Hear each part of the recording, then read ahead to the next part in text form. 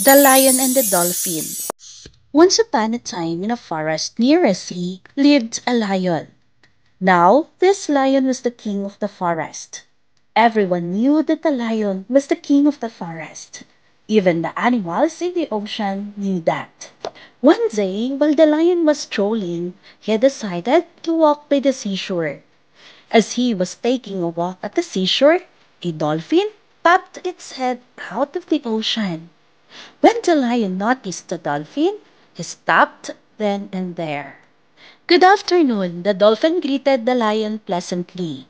The lion didn't know what to do, so he greeted the dolphin in return. Then the lion said, "Dolphin, I know that you are the king of the marine animals.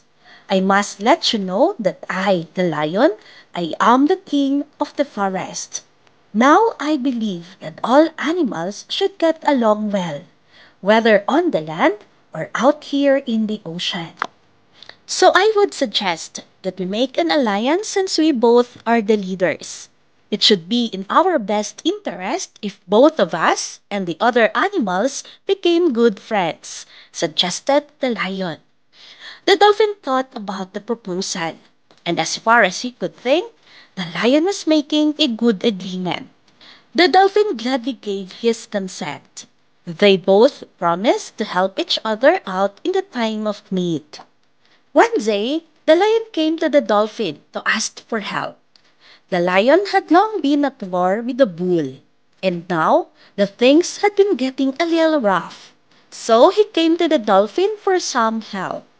Even though the dolphin wanted to help, he could not come out of the water. All he could do was assist the lion from the waters. But the lion did not like that. "You have betrayed me and my trust," he screamed at the dolphin. The poor dolphin could do nothing as he was not made to live on the lands. So he said, "I have not betrayed you, friend.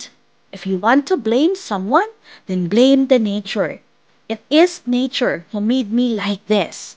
I wasn't made to live on the lands, but only to live in the waters.